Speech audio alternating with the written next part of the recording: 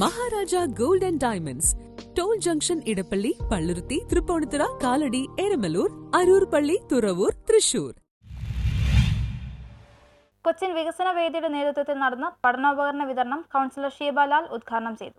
കൊച്ചിൻ വികസന വേദിയുടെ നേതൃത്വത്തിൽ പഠനോപകരണ വിതരണത്തിന്റെ ആദ്യഘട്ടം കൗൺസിലർ ഷീബാലാൽ ഉദ്ഘാടനം ചെയ്തു. കൊച്ചിൻ വികസന വേദി കൊച്ചി നഗരസഭയിലെ നവാഗത കൗൺസിലർമാര് ഏറ്റവും നല്ല മികച്ച പ്രകടനം കാഴ്ചവെച്ച നവാഗത കൗൺസിലർമാരെ ആദരിക്കാറുണ്ട്.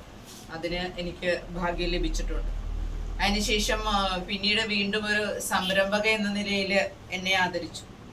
അതിനും ഭാഗ്യം ലഭിച്ചിട്ടുണ്ട്.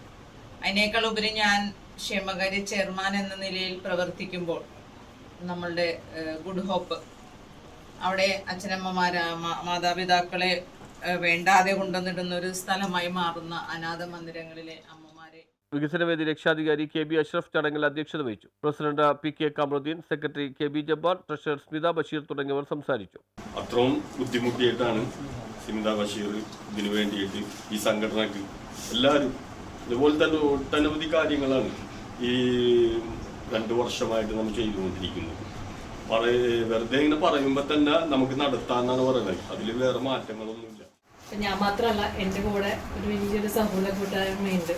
അപ്പോൾ ഞാൻ എന്താവശ്യപ്പെട്ടാലും അവർ എന്ത് ചെയ്യാൻ റെഡിയായിട്ട് നിൽക്കുന്ന ആൾക്കാർ. പക്ഷെ അതിനുള്ള കാരണം എന്താണെന്ന് വെച്ചാൽ ഞങ്ങൾ ഉദ്ദേശിക്കുന്ന ഒരു സന്ദേശം നൽകാനാണ്. ഈ കുഞ്ഞു മക്കളോട് പറയുകയാണ്, ഇന്നിപ്പോൾ ഞങ്ങൾ ഇതുപോലെ സ്വരുക്കൂട്ടി നിങ്ങൾക്ക് എത്തിക്കുമ്പോൾ നാളെ നിങ്ങൾ ഏറ്റെടുക്കണം. നാളെ നിങ്ങളുടെ മുമ്പിൽ ഇതുപോലെ പിള്ളേർ വരും. എല്ലാവർക്കും എല്ലാം ഇല്ല, പക്ഷെ പുറമെ കാണിക്കില്ല.